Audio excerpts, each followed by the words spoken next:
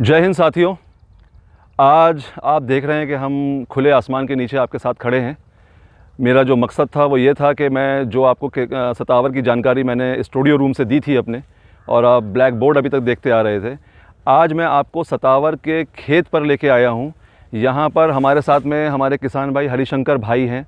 ये गांव बेनी माधवपुर है और ये एक लखनऊ के करीबन 60 किलोमीटर दूर महमूदाबाद तहसील यहाँ पर है, जो कि उत्तर प्रदेश का एक ज़िला है, सीतापुर, उसमें लगता है। तो हम लखनऊ से सफ़र करके आज 60 से 70 किलोमीटर का सफ़र करके आपको सतावर के खेत पर लेके आए हैं। ये सतावर की खेती हमारे हरिशंकर भाई कर रहे हैं। अब यहाँ से मैं आपको सतावर के खेत में अंदर लेके चलूँगा। यहाँ से तकरीबन 100 मीटर की दूरी पर अंदर खेत है। ये हम जो खड़े हैं ये गांव की चक रोड है, कच्ची रोड है। यहाँ से अब हम चलेंगे सतावर के खेत की तरफ अंदर की ओर, हरिशंकर भाई के साथ में उनकी ज़बानी उनकी कहानी सुनने के लिए सतावर की। तो ये हम लोग अब सतावर के खेत के अंदर की तरफ जा रहे हैं।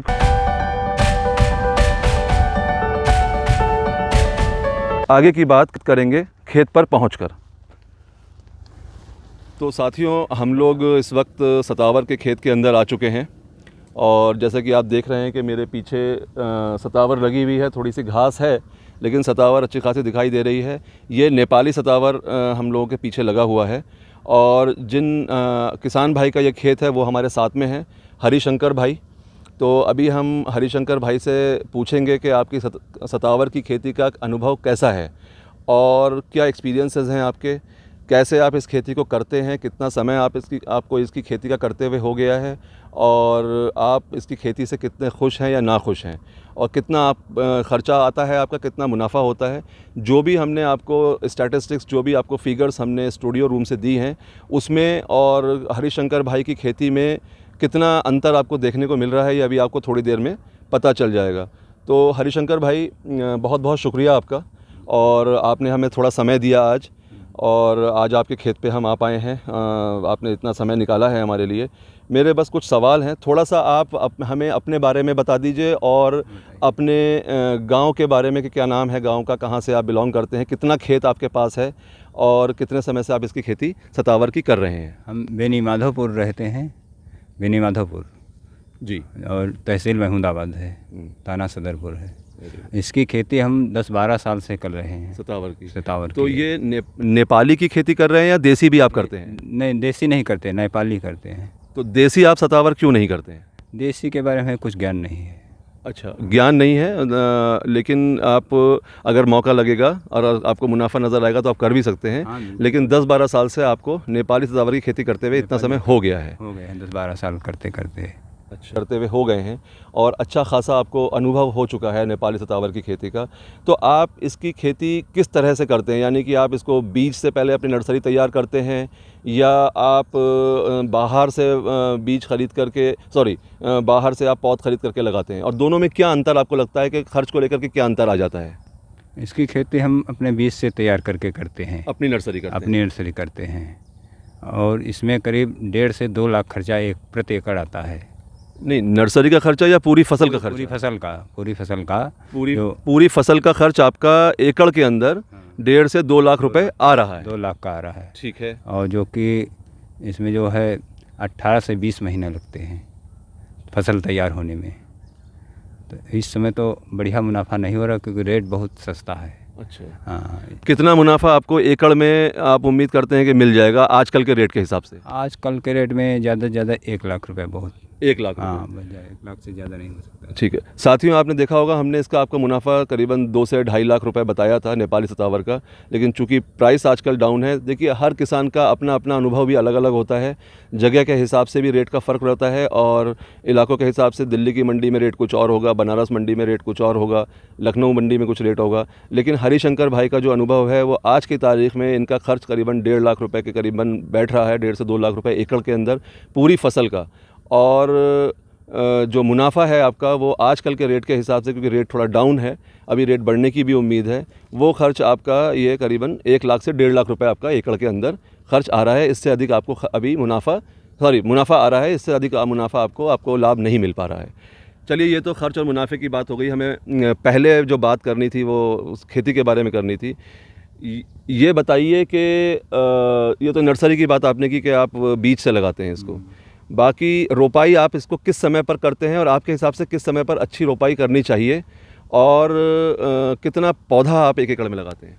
इसकी रोपाई जो है सितंबर माह में बढ़िया होती है। अच्छा। हाँ, मतलब अक्टूबर के पहले ठंडक ना हो, जी। बारिश हो जाए के बाद बहुत अच्छी होती है। अच्छा। और इसकी जो है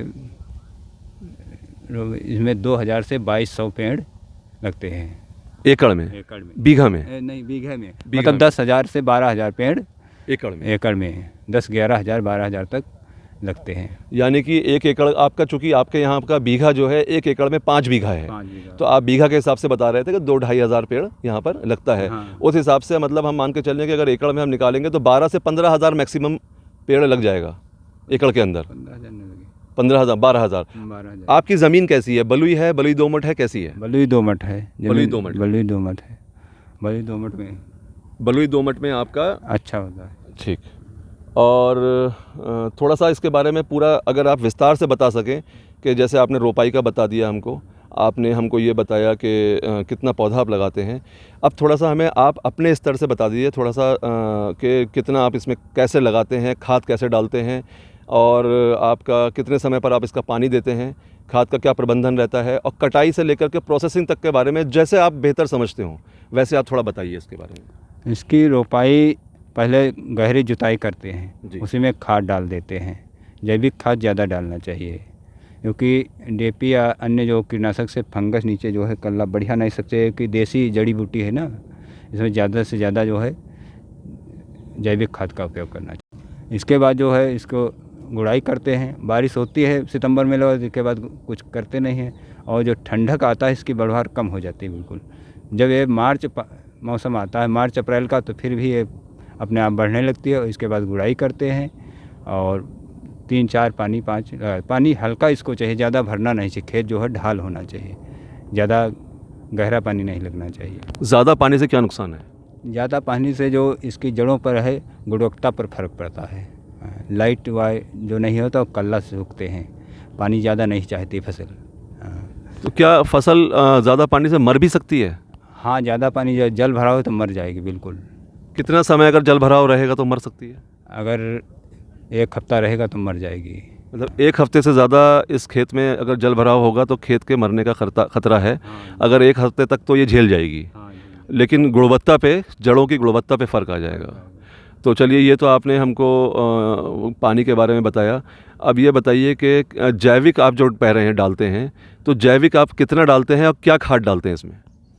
जैविक जैसे मान लो डीएपी डाला और पोटास ये सब डाला, इसके बाद जाइम जो है जैविक आती हैं डाल देते हैं। गोबर की खाद वगैरह? गोबर की खाद तो बहुत उपयुक्त है। तो आप डालते हैं? डालते हैं। कितना गोबर की खाद एकड़ के हिसाब से डाल देते हो? गोबर की खाद करीब 100 कुंटल डाल देते हैं एकड़ में बस, जुताई से पहले? जुताई से पहले। उसके बाद में बाकी फसल के दौरान 18 से 20 महीने में? 18 से 20 महीने के बाद कोई खाद हल्की डाल दिया, जो अगर खेत देखे कमज़ोर है, फसल बढ़िया नहीं चल रही है तो डाल दिया। तो उस समय कौन सी खाद डालते हैं? जैविक ही डालते हैं या फिर डीएपी या यूरिया वगैरह डालते हैं? डीएपी और हल्का यूरिया मिला के डाल देते हैं, मतलब कि ग्रोथ जो है वो थोड़ा सा पिकअप ले ले अगर कोई कमज़ोर पड़ रहा है तो।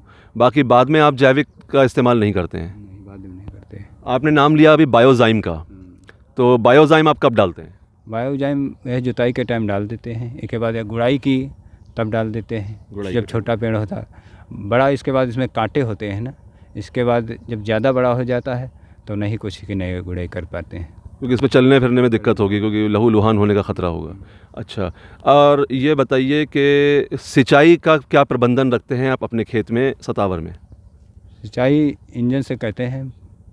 कितनी सिंचाई महीने में या पूरे फसल में दौरान कितनी कर देते हैं आप? 1 साल में 5-6 सिंचाई करते हैं बस। 1 साल में 5-6 सिंचाई काफ़ी पड़ती है? बस काफ़ी है। इधर जाड़े के महीने में सिंचाई नहीं करनी पड़ती। एक कर दिया है नवंबर में, इसके बाद नहीं करना पड़ता है। कटाई कब करते हैं, कैसे करते हैं, और कितनी पैदावार आपको 1 एकड़ में मिल जाती है?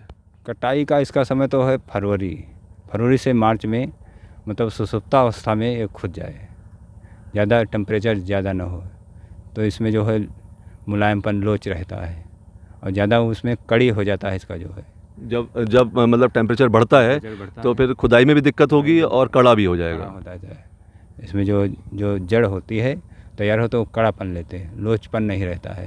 अच्छा। कितनी पैदावार आपको मिल जाती है सूखे माल की? सूखे माल की करीब 1 एकड़ में 15 कुंटल 14-15 कुंटल, यानी कि 1.5 टन के करीबन आपको पैदावार का एवरेज आ रहा है। और कच्ची जड़ में मेरे ख्याल से आपका कितना कितना मॉइस्चर निकल जाता होगा?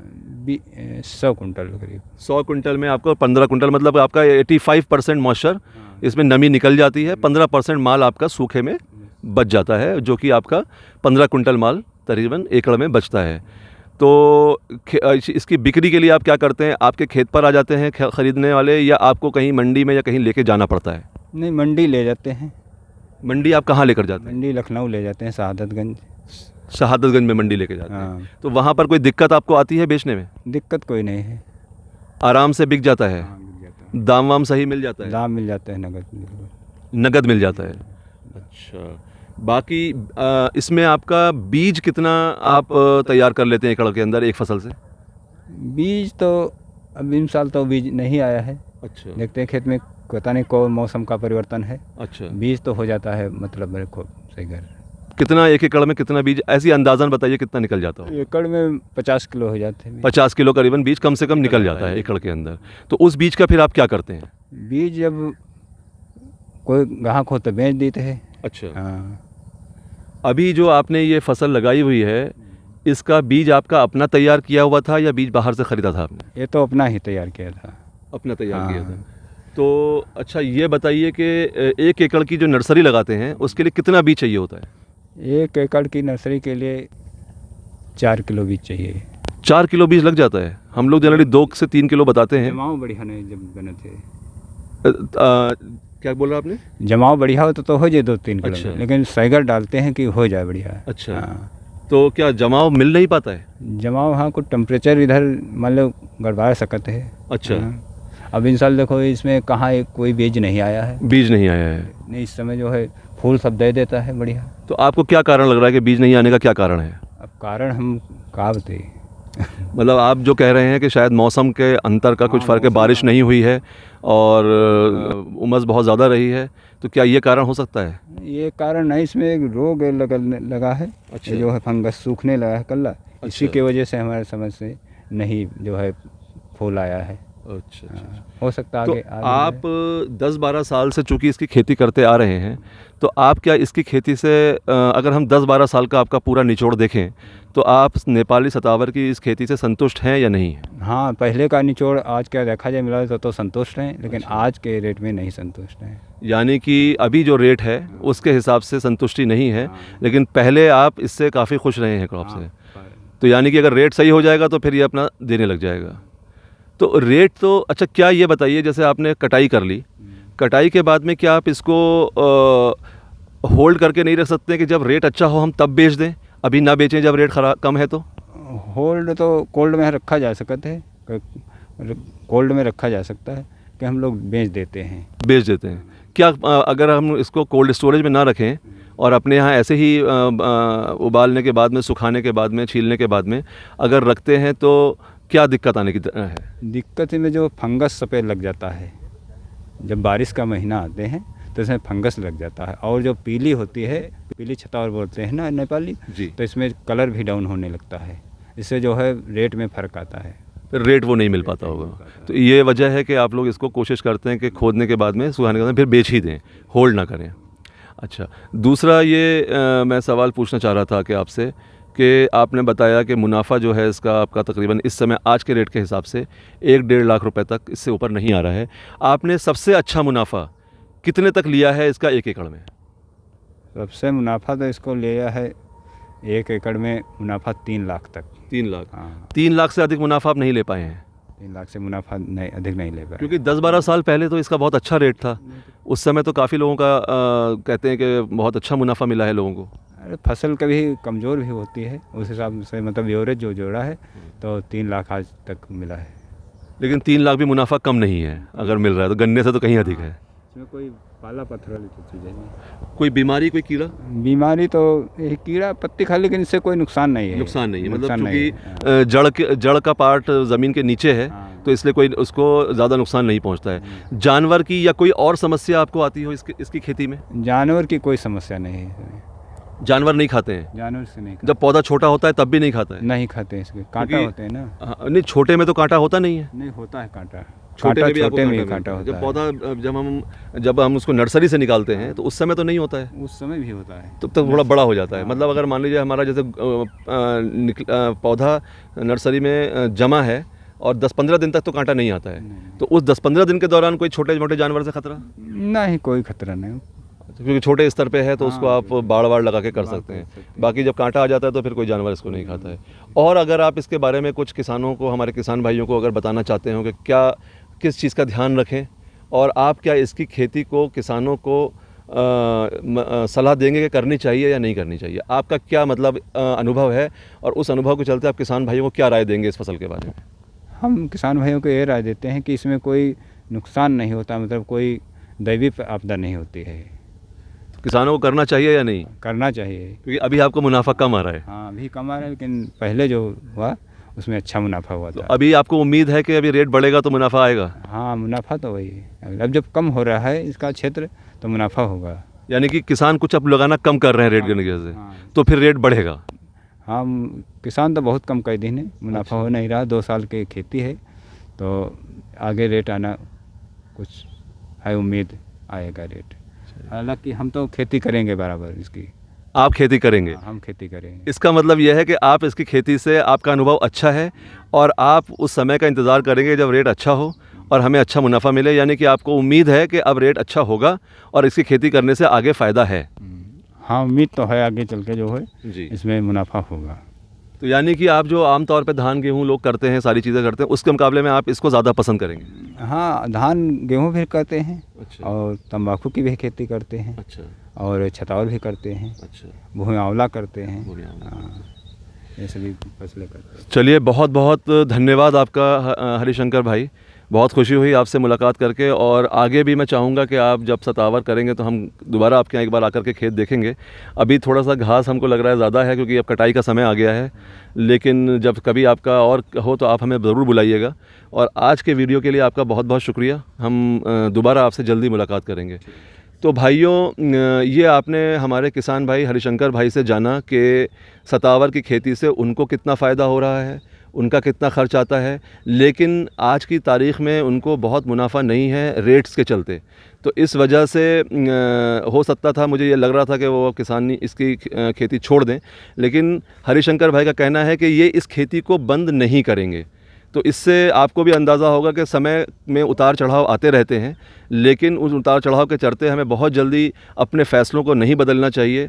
और इसी अनुभव के साथ में इन्होंने ये बात हमसे कही कि क्योंकि फ़ायदा ये कमा चुके हैं इस क्रॉप से पहले भी, अभी थोड़ा मुनाफा कम है लेकिन आगे इससे मुनाफा मिलने की उम्मीद है, लाभ मिलने की उम्मीद है, इसलिए हरिशंकर भाई इसकी खेती को बंद नहीं करेंगे। तो आज के लिए मेरे किसान भाइयों, आज के लिए इतना ही। मेरा मकसद सिर्फ आपको आज एक किसान भाई से जो कि सतावर की खेती कर रहे हैं उनसे मुलाकात कराना था, वो मैंने मुलाकात आपकी करा दी है। जल्दी ही हम दूसरी फसल आपके सामने लेके आ रहे हैं, क्योंकि पहले हमने आपको स्टूडियो रूम से उस खेती की जानकारी दी थी, आज हमने आपको प्रैक्टिकली किसान भाई से बात कराई है। हमारा यही सिस्टम हम आगे भी रखेंगे कि जो क्रॉप हम आपको बताएंगे, उनकी जानकारी देंगे, उस फसल की खेती को करने वाले किसी न किसी कम से कम एक किसान भाई से आपकी मुलाकात करा सकें, उनका अनुभव आपके साथ साझा कर सकें, ये मेरी पूरी कोशिश रहेगी। आपको हमारा आज का वीडियो कैसा लगा मुझे कमेंट बॉक्स में ज़रूर बताइएगा। हमारे वीडियो को अगर किसी तरह से भी बेहतर बनाया जा सकता है तो अपने सुझाव भी आप हमें कमेंट बॉक्स में दे सकते हैं। लेकिन आपसे विदा लेने से पहले मैं फिर आपसे गुजारिश करूँगा कि हमारे वीडियो को लाइक ज़रूर कीजिएगा, चैनल को ज़रूर सब्सक्राइब कीजिए और ज़्यादा से ज़्यादा किसान भाइयों तक हमारे इस चैनल को पहुंचाने में हमारी मदद कीजिए, क्योंकि हमारा मकसद यही है कि इन फसलों की जो कि जानकारी लोगों तक सही नहीं पहुंच रही है, वो सही जानकारी मैं किसी न किसी रूप में आप तक पहुंचा सकूं, ज़्यादा से ज़्यादा किसान भाई इसकी खेती का फ़ायदा उठा सकें। जो भी वस्तु स्थिति, जो भी परिस्थितियाँ एक्चुअली हैं, असल में हैं, उनका फ़ायदा आपको मिले। हमारा अनुभव, किसान भाइयों का अनुभव, सबको मिला के फ़ैसला आपको करना है। जो भी आपके सवाल हों वो मुझसे कमेंट बॉक्स में पूछ सकते हैं या आप ईमेल कर सकते हैं। तो वीडियो को लाइक कीजिएगा, चैनल को सब्सक्राइब कीजिएगा और ज़्यादा से ज़्यादा किसान भाइयों तक हमारे चैनल को पहुंचाने में हमारी मदद कीजिएगा। जल्दी ही आपसे नई फसल और नए किसान भाई के साथ मुलाकात करेंगे। तब तक के लिए हमें आज्ञा दीजिए। जय भारत, जय हिंद।